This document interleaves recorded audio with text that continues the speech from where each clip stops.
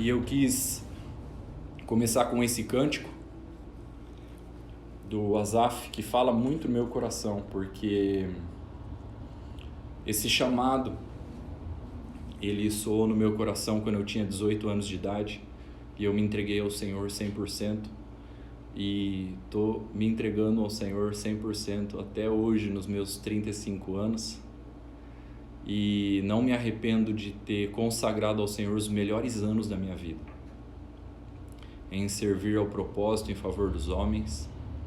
Foi a melhor decisão que eu tomei na minha vida. Então eu quis compartilhar, começando com esse cântico que fala muito no meu coração. E eu quero aproveitar também para fazer mais um merchan aqui do meu livro, tá? Tem alguns novos aí. Esse aqui é o meu livro, A Igreja e Sua Natureza Original.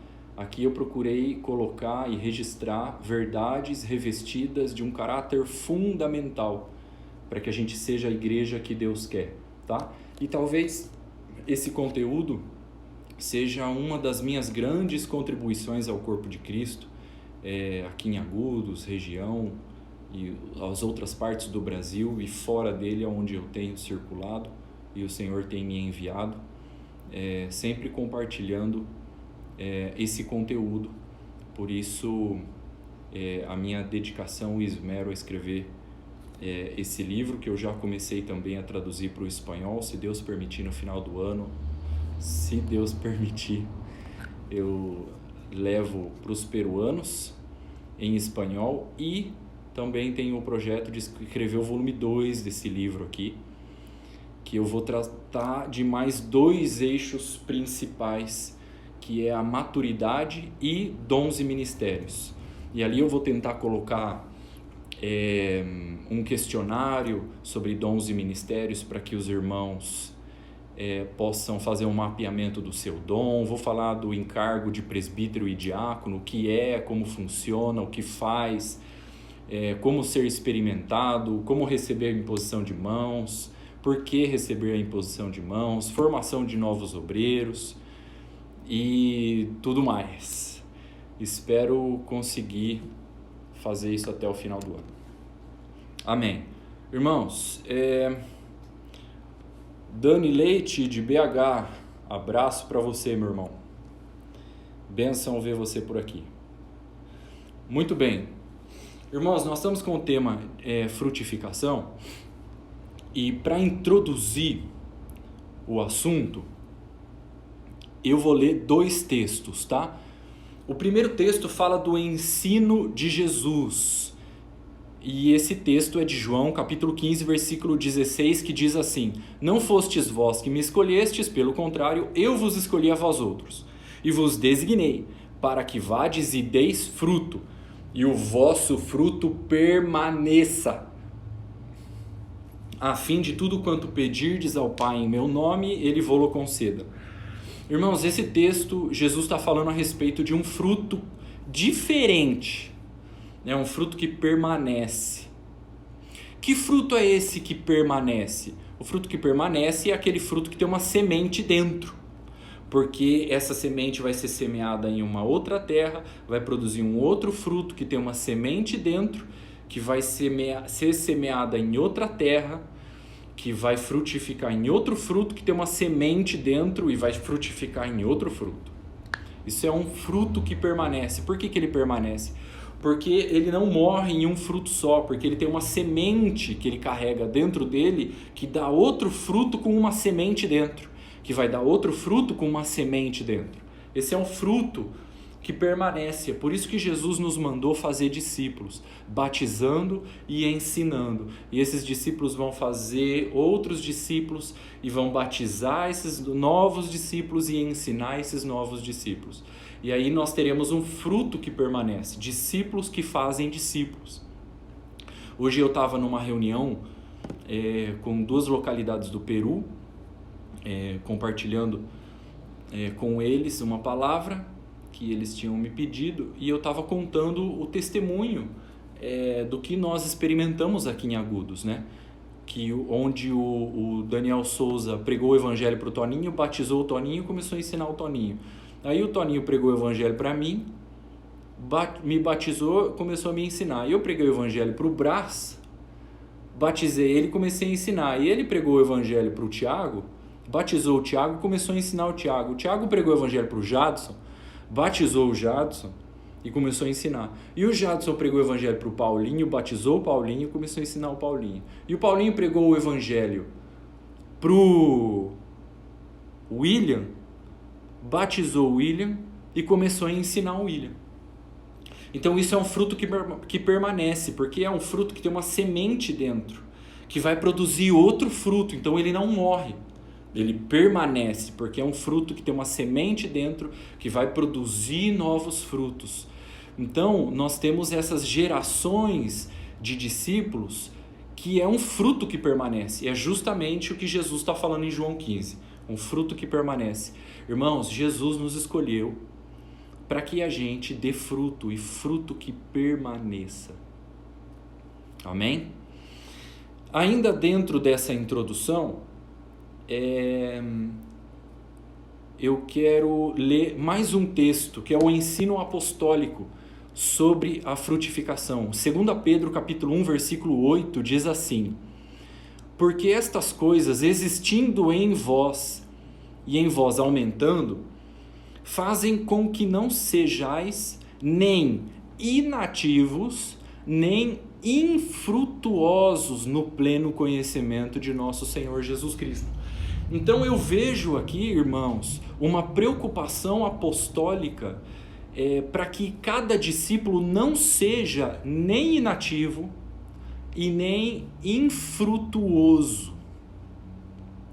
Eu sei que aquilo que eu faço, aquilo que eu sou, não depende daquilo que eu faço. Mas os frutos que saem de mim denunciam quem realmente eu sou. Porque é pelo fruto que se conhece a árvore. E dada essa devida introdução, eu quero compartilhar com vocês 4 coisas que deixam a nossa vida infrutuosa. 4 coisas que deixam a nossa vida infrutuosa ou infrutífera. Primeira, não proclamar o Evangelho. Texto, Romanos capítulo 10, do 13 ao 17, eu vou ler. Todo aquele que invocar o nome do Senhor será salvo. Mas como, porém, invocarão aquele em quem não creram? E como crerão naquele de quem nada ouviram? E como ouvirão se não há quem pregue? E como pregarão se não forem enviados? E assim, a fé vem pelo ouvir, e ouvir pela palavra de Deus.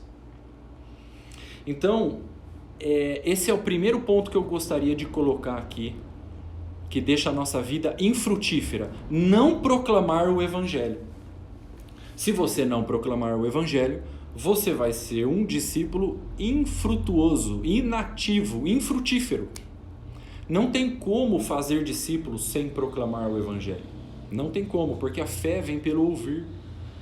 Então nós precisamos abrir a nossa boca para que essa fé seja produzida nos ouvintes. O poder do Evangelho está na comunicação. Se ele não for comunicado, ele não faz efeito sobre a vida das pessoas. E Deus, ele quer usar a tua vida, meu irmão. Por isso que você tem que abrir a sua boca com ousadia e pregar o Evangelho. Na fila do banco, na fila do supermercado, no trabalho, indo para o trabalho, na faculdade, aonde quer que você esteja. Abre a boca. Deus quer usar a tua vida. Eu sou fruto de alguém que pregou o Evangelho. Toninho pregou o Evangelho para mim dentro da sala de aula. Ele estava dando aula de história. Você acha que sala de aula é lugar de pregar o Evangelho? É tempo e fora de tempo. Uma palavra que você diz entra no coração da pessoa e é matéria-prima para o Espírito Santo convencê-la. Mas nós precisamos abrir a nossa boca para pregar o Evangelho. Tá? Ainda dentro desse ponto da proclamação do Evangelho, irmãos, é muito importante que depois que a gente lança a isca e a pessoa morde, e a gente precisa convidá-la para a gente compartilhar o Evangelho com ela, entende? Pregar o Evangelho não é simplesmente convidar a pessoa para ir no culto porque o louvor dá arrepio. Pregar o Evangelho é você se responsabilizar por explicar o Evangelho para essa pessoa. Como, por exemplo, um discípulo de Jesus chamado Felipe fez com o eunuco. Olha só, Atos 8:34 diz assim: então o eunuco disse para Felipe: peço que me expliques a quem se refere o profeta que eu estou lendo aqui. Fala de si mesmo ou de algum outro? Então Felipe explicou. E começando por esta passagem da Escritura, anunciou-lhe a Jesus. Seguindo eles caminho fora, chegando a certo lugar onde havia água, disse o eunuco: eis aqui água, que impede que eu seja batizado? Felipe respondeu: é lícito, se creres de todo o coração. E respondendo ele, disse: creio que Jesus é o Filho de Deus. Então mandou parar o carro, ambos desceram a água e Felipe batizou o eunuco. Mas você viu que interessante? O Felipe, ele sabia conduzir o eunuco até o batismo. Irmãos, todos nós, como discípulos de Jesus, precisamos saber conduzir as pessoas até o batismo. Nós precisamos saber o que dizer para essas pessoas que estão interessadas em ouvir o Evangelho. O que nós vamos falar para ela? Vem para o culto porque o louvor dá arrepio? Não. O que nós vamos falar para ela? Levanta sua mão e repete essa fórmula? Aceita Jesus como seu único e suficiente Salvador? Não. Não é assim que faz. Nós precisamos saber o que compartilhar com essas pessoas para conduzi-las ao batismo. Basicamente, irmãos, nós precisamos compartilhar com essas pessoas qual é o propósito eterno de Deus e a queda do homem em pecado, a vida e obra de Jesus e a porta do reino de Deus, que está em Atos 2:38. Mas aí, nem esses textos você tem anotado. Como você quer fazer um discípulo assim? Entende? Nós precisamos ter esses textos anotados. Inclusive nós fizemos até folder, né? Para facilitar esse nosso trabalho. No meu livro também tem essas ministrações organizadas com todos os textos aqui. Para facilitar o nosso trabalho em compartilhar com as pessoas. O que nós vamos compartilhar para elas? Você sabe conduzir uma pessoa até o batismo? Ou você vai levar pro discipulador, pro presbítero, pro pastor fazer? Esse trabalho não é do presbitério. Esse trabalho é de todos nós, todos os discípulos de Jesus. Nós precisamos saber o que compartilhar. E quando a gente senta com uma pessoa que não é convertida e compartilha por que Deus criou o mundo, qual o propósito de Deus ao criar o planeta Terra e o ser humano, e por que o homem caiu em pecado, qual é o pecado, a vida e obra de Jesus e a porta do reino de Deus, tudo isso faz sentido para a pessoa que está ouvindo, entende? Tudo isso faz muito sentido. Quando a gente simplesmente fala lá para a pessoa, vem para o culto porque o louvor dá arrepio, a pessoa pensa, é mais um evangélico que está me levando para uma denominação. As pessoas estão cansadas disso. Entende? Tua vitória vai chegar, teu milagre vai acontecer, as 7 sexta-feiras da prosperidade. Não é esse o conteúdo. Não é essa a mensagem.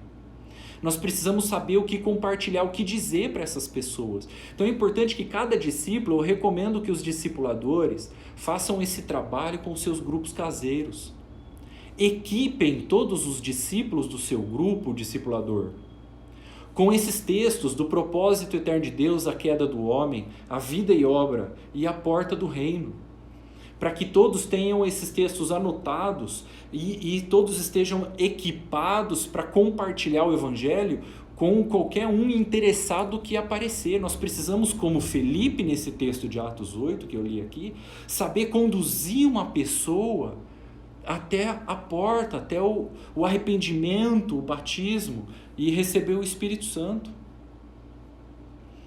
Amém, irmãos? Então, nós precisamos pregar o Evangelho. Então, se você quer ser um discípulo infrutífero, não pregue o Evangelho.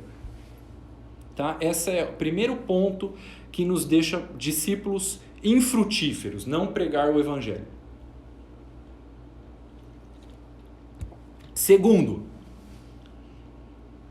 Segunda coisa que nos deixa infrutíferos, mudar a mensagem. Mudar a mensagem nos deixa infrutíferos. Texto, Mateus 9,35, diz o seguinte: que Jesus andava por todas as cidades, povoados e aldeias, pregando o evangelho do reino. Essa é a mensagem. Nós não podemos mudar a mensagem. Você sabia que se um carteiro pegar a carta e abrir ela, isso é um crime federal? Imagina se ele mudar a mensagem. Nós, como discípulos, somos como um carteiro. Nós não podemos mudar a mensagem, nem adaptá-la num pacote mais tragável ou aceitável para que a gente ganhe maior número de pessoas. Não podemos mudar a mensagem, porque é só o evangelho do reino que produz discípulos. Nós somos frutos do evangelho que nós recebemos. Se nós recebemos um evangelho fraco, nós seremos aqueles crente fraco. É por isso que hoje a igreja, de um modo geral, como ela é? Ela é assim: o mentiroso continua mentindo, mas hoje é evangélico. O que falava palavrão continua falando palavrão, mas hoje é evangélico. O marido grosseiro continua grosseiro, mas hoje é evangélico. A esposa encrenqueira que grita, continua gritando encrenqueira, mas hoje é evangélico. Entende? O país hoje está com 40 milhões de evangélicos, o país não muda. Mas a pergunta é, são discípulos?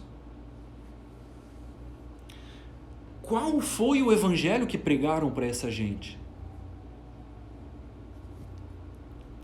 Então nós não podemos mudar a mensagem, porque é só o evangelho do reino que produz discípulos. Por isso que Mateus 9,35 diz qual é o evangelho que Jesus pregava. A Bíblia fala em Mateus 9,35, Jesus pregava o evangelho do reino. Eu quero ler um trecho agora do meu livro sobre esse ponto número 2 aqui, de não mudar a mensagem, que está na página 64 do meu livro. Diz o seguinte, presta atenção. Outro dia ouvi que havia uma denominação evangélica famosa, no qual tinha uma cruz na parede dos fundos, mas essa cruz foi removida, porque estava provocando alguns visitantes. Eu acho que isso pinta um retrato da realidade de muitas instituições evangélicas. Removemos do evangelho aquilo que ofende e confronta as pessoas, na esperança de que, se fizermos o evangelho mais aceitável, as pessoas vão querer se reunir conosco. No entanto, isso significa que as pessoas não vão receber o evangelho verdadeiro para que sejam salvas. Muitos evangélicos defendem que não é a mensagem do evangelho que estão mudando, mas a embalagem que deve mudar. A verdade é que podemos acabar embrulhando tanto a mensagem que o sal perde o sabor. E então não temos nem mais sequer o Evangelho. Pessoalmente, não acho que devemos mudar o pacote. Devemos removê-lo completamente. Ao invés de gastar tanto tempo discutindo o que precisa mudar para que as pessoas venham se reunir conosco, deveríamos estar ocupados em equipar os discípulos para que façam mais discípulos. Preguem o evangelho, curem os enfermos, expulsem os demônios, andem por toda parte fazendo bem, curando todos os oprimidos do diabo. Hoje em dia, não é popular dizer que você tem que negar-se a si mesmo e tomar a cruz. Na verdade, não era popular quando Jesus disse isso também. Muitas vezes o resultado é que as pessoas saíam entristecidas e ofendidas, como aquele jovem rico, lembra? Entretanto, Jesus não se virou e correu atrás delas, pedindo, por favor, me siga, para comprometer a verdade ou para tentar embrulhar sua mensagem de uma forma mais aceitável e diferente. Repetidas vezes encontro cristãos que não fazem nem ideia do que realmente é o Evangelho. Eles vão aos cultos de domingo por muitos anos, mas não vivem no dia a dia como discípulos de Jesus. Para tornar o evangelho mais atrativo, nós acabamos removendo aquilo que pode trazer salvação e transformação na vida das pessoas de verdade. Isso vai resultar em muitas pessoas vivendo uma ilusão, fantasia e se perdendo. Irmãos, nós não estamos autorizados por Deus para mudar a mensagem. Eu não estou falando aqui que nós temos que bater sem dó nas pessoas com a cruz. Não é isso que eu estou dizendo, não me entenda mal. Eu estou dizendo que nós precisamos apresentar a verdade em amor. Por quê? Porque a verdade sem amor deixa de ser verdade. Mas o amor sem a verdade, ele também deixa de ser amor. Então, na ânsia de encher de gente, às vezes nós comunicamos somente o amor e deixamos de comunicar a verdade que confronta. Então, irmãos, não mudemos a mensagem para que a gente não seja infrutífero. Terceira coisa que nos deixa infrutíferos. Eu vi aqui o Zé de Piracicaba, presbítero. Boa tarde, Zé, bom te ver por aqui. O Juan também, presbítero em Brasília. Bom ver você por aqui, meu irmão. Bênção. 3. O terceiro ponto que nos deixa infrutíferos. A fascinação com as coisas dessa vida nos deixa infrutíferos. 2 textos dentro desse ponto número 3 aqui. O primeiro texto é Mateus 13, 22. Diz o seguinte: o que foi semeado entre os espinhos é aquele tipo de gente que ouve a palavra, porém os cuidados do mundo e a fascinação das riquezas sufocam a palavra e fica infrutífera. O outro texto é Marcos 4,19, diz o seguinte: mas os cuidados do mundo, a fascinação pela riqueza, as demais ambições, concorrendo com a palavra, sufocam a palavra, ficando ela infrutífera. Irmãos, às vezes me parece que o maior problema da igreja não é nem o pecado, é as coisas lícitas desse mundo. Porque as coisas lícitas desse mundo ocupam muito espaço no nosso coração. E a gente fica fascinado, correndo atrás de dinheiro. Ambicioso.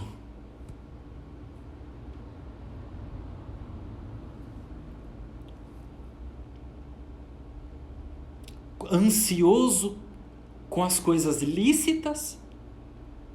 E a gente usa isso como justificativa, porque ninguém pode repreender a gente de pecado, né? Que aquele que comete pecado de impureza não tem argumentação, ele sabe que ele está cometendo pecado. Agora, com as coisas lícitas, ele argumenta. Ele deixa o cérebro dele ficar produzindo aquelas justificativas para ele continuar fascinado com as riquezas, ocupado com os negócios dessa vida. E tudo isso é um inimigo da palavra que você carrega dentro de você, que um dia foi semeada dentro do seu coração. Essa palavra de Marcos 4,19 aqui, ó, concorrente. As coisas dessa vida são concorrentes da palavra de Deus semeada dentro de você. E eu estou aqui para defender a luz que você carrega dentro de você, para que ela não se apague. Sabe por quê? Porque nas últimas horas da nossa vida, o arrependimento que vai bater, sabe qual é? Não é aquele arrependimento assim, ai, por que eu não fiz a viagem da minha vida para a Europa? Por que eu não comprei aquela lancha que eu tanto queria? Por que eu não comprei outro ar-condicionado, outro carro melhor? Por que eu não fiz mais piscina na minha casa? Não é esse arrependimento que vai bater horas antes da gente morrer. Horas antes da gente morrer, sabe qual é o arrependimento que vai bater? Por que eu não busquei mais ao Senhor? Por que eu não orei mais? Por que eu não jejuei mais? Por que eu não proclamei mais? Por que eu não me consagrei mais? Esse é o arrependimento que vai bater. Cuidado, meu irmão.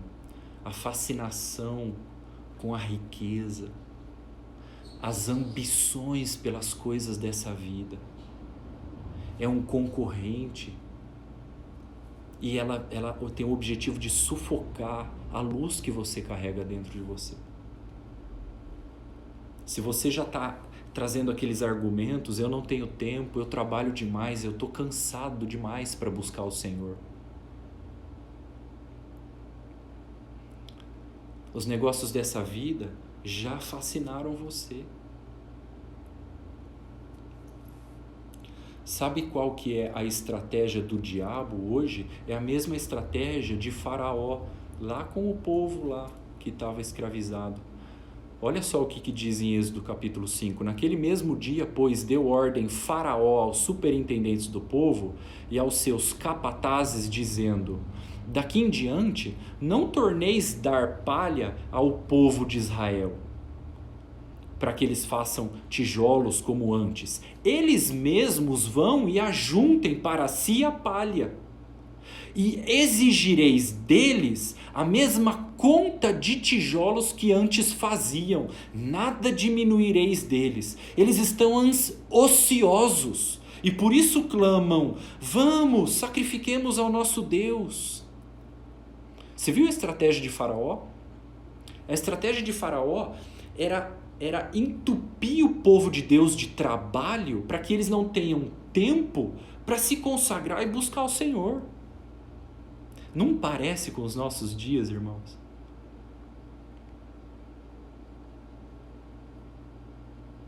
Isso é uma sabotagem. Não caia nessa cilada.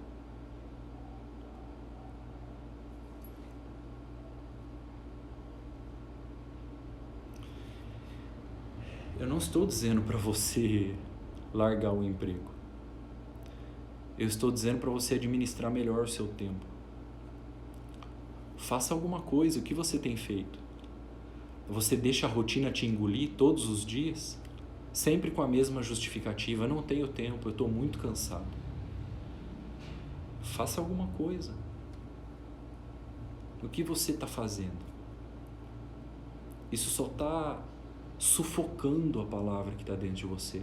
Às vezes, tem pessoas aqui nessa live que às vezes sentem saudade de clamar ao Senhor, de chorar na presença de Deus de novo. Mas está ocupado demais, está com a cabeça muito cheia.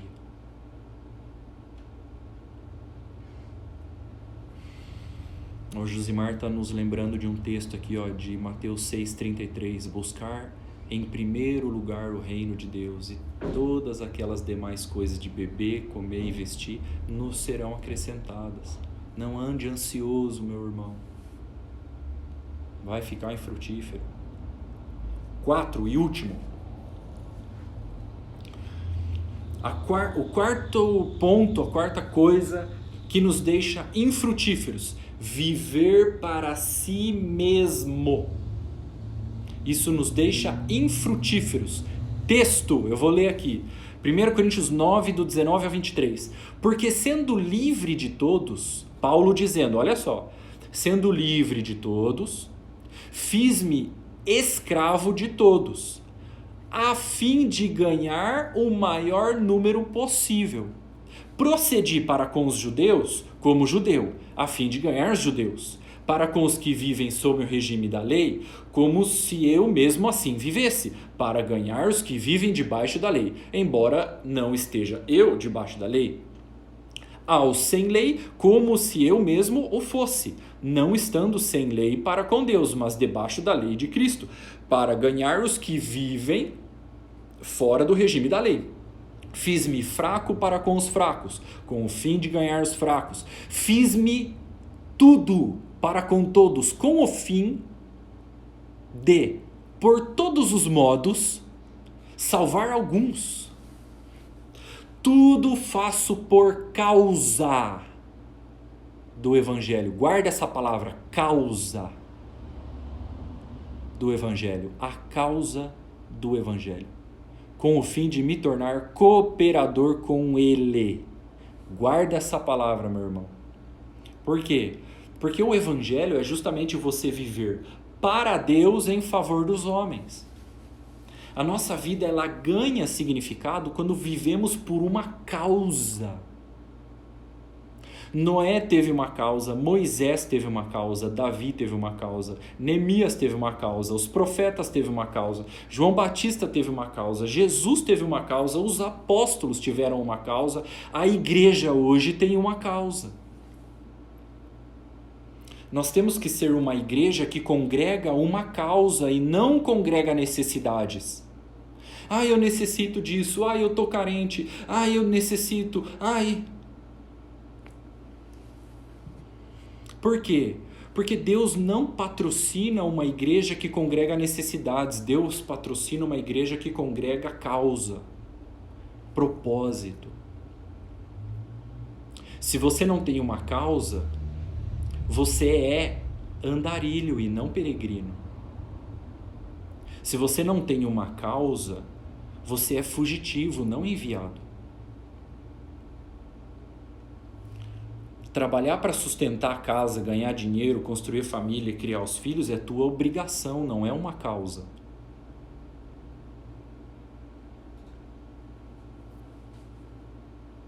Por que as pessoas nos dias de hoje são tão frágeis?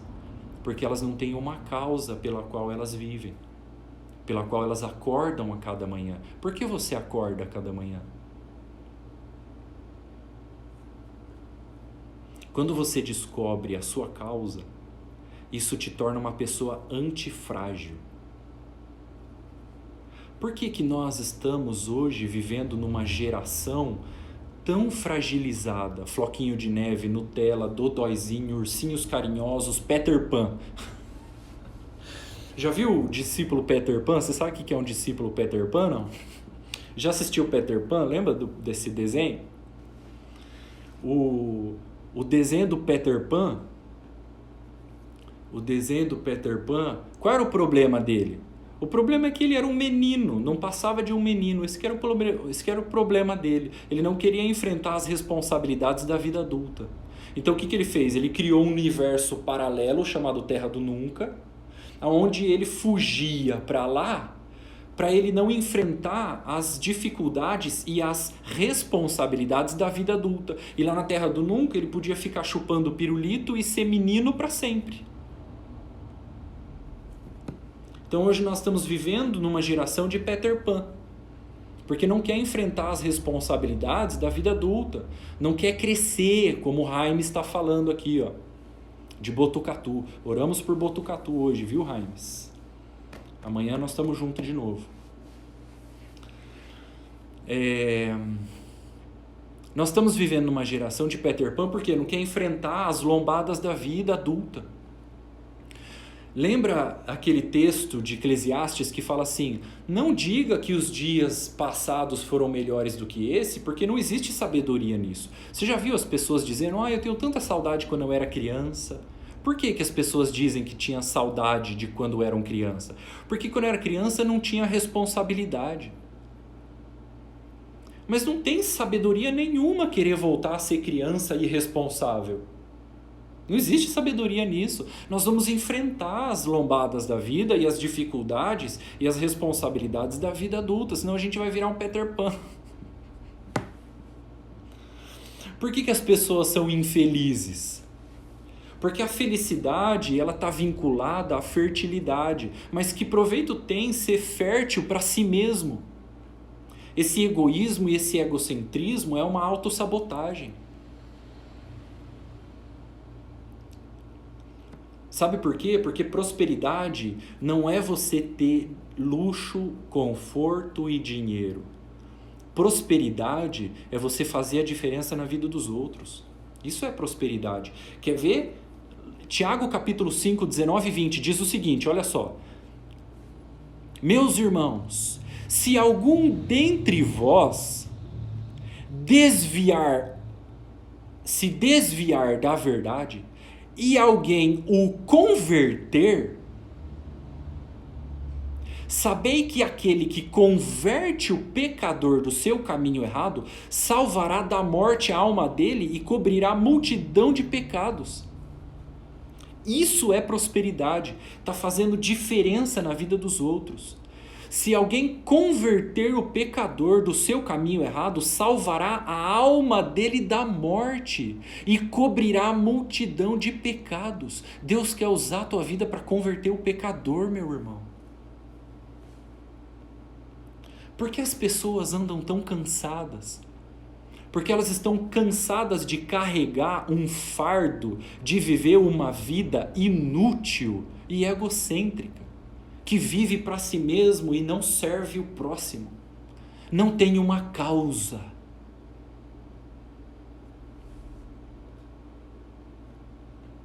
Deus quer nos conduzir. O cansaço, irmão, o cansaço ele é precioso e o descanso é renovador quando você carrega um fardo útil. Deus quer que você seja necessário.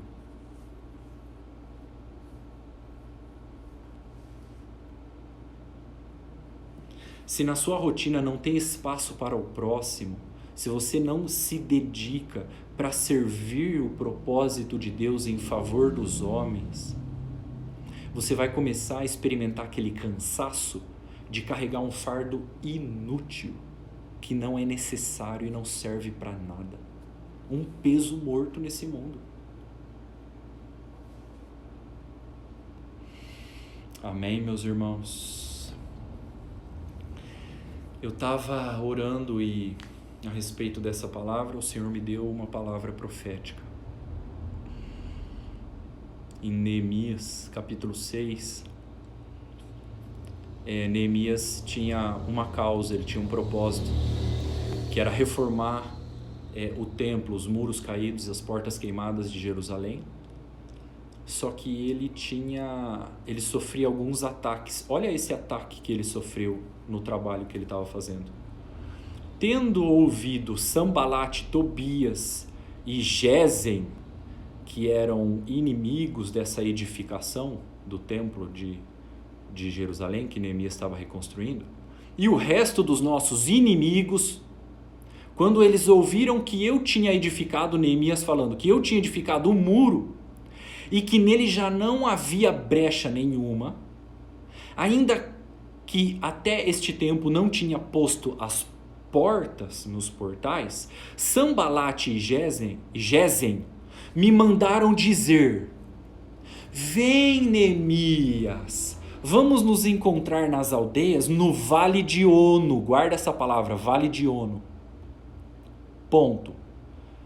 Porém, eles intentavam me fazer o mal.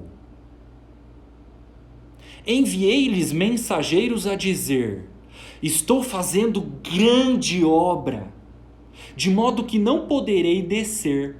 Por que cessaria a obra, enquanto eu a deixasse e fosse ter convosco? 4 vezes me enviaram o mesmo pedido, eu, porém, lhes dei sempre a mesma resposta. Meu Deus, eu fico aleluiado com essa palavra de Neemias. Sabe o que é esse Vale de Ono? Era um lugar luxuoso e confortável.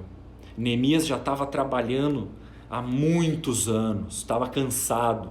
E os inimigos dele tentaram manipular ele, fazendo um convite irrecusável. Vem no Vale de Ono nos encontrar, você precisa descansar, você já está trabalhando demais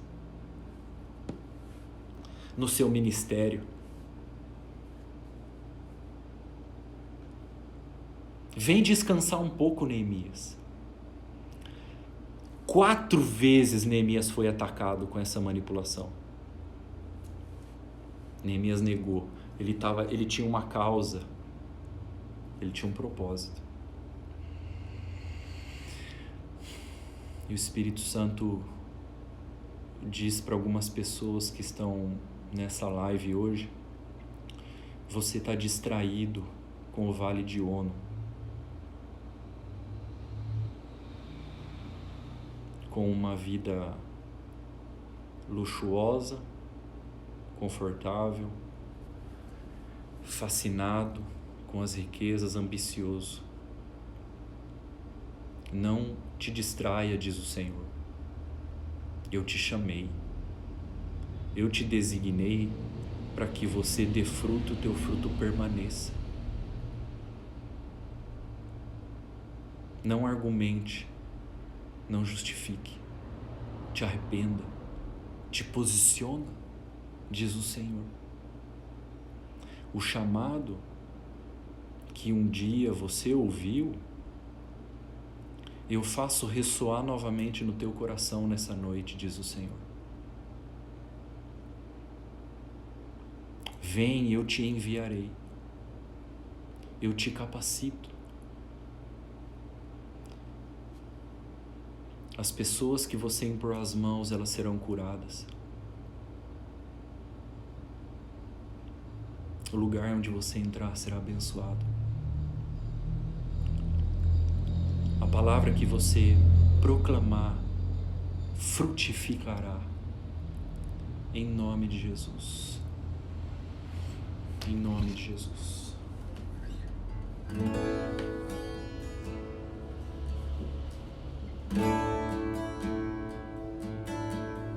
O chamado que um dia tu fizeste a mim e ao qual sem hesitar eu disse sim, ressoou em meus ouvidos como na primeira vez, e a ti, Jesus, eu novamente digo sim. Eis-me aqui, eu livre estou ao teu dispor, para onde tu quiseres me enviar. Me coloco submisso a ti, Senhor, para o teu querer em mim realizar.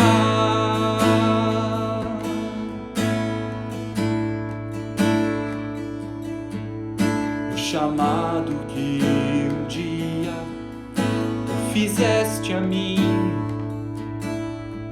e ao qual sem hesitar eu disse sim. Ressoou em meus ouvidos como na primeira vez, e a ti, Jesus, eu novamente digo sim. Eis-me aqui, eu livre estou ao teu dispor, para onde tu quiseres me enviar. Me coloco submisso a ti, Senhor, para o teu querer em mim realizar. Eis-me aqui, eu livre estou ao teu dispor, para onde tu quiseres me enviar. Me coloco submisso a ti, Senhor, para o teu querer em mim realizar. Para o teu querer em mim realizar. Para o teu querer em mim realizar.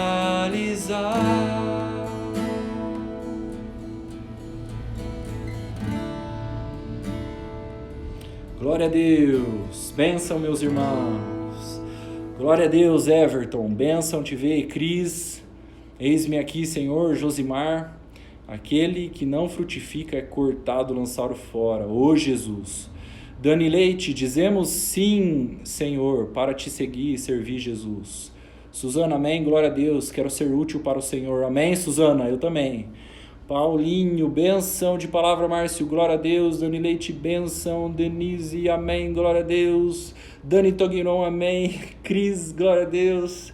Nenon, 3, amém, glória a Deus. Alessandro, amém. Samara, amém. Juan, o religioso busca ser servido, enquanto o discípulo busca servir. O ruim é quando um religioso tira o tempo do discípulo somente para servi-lo, enquanto o perdido aguarda. Oh, Jesus. Amém, meus irmãos. Glória a Deus. Bênção. Domingo que vem tem mais, às 6 horas. Nós vamos seguir com o tema, tá? Essa live aqui eu vou salvar e vou subir lá no meu canal no YouTube. Tá bom? Alessandro, que possamos ir aos perdidos e proclamar as boas novas. Amém. Jadson, boa noite, amados. Bom esse tempo com vocês. Bênção e até a próxima.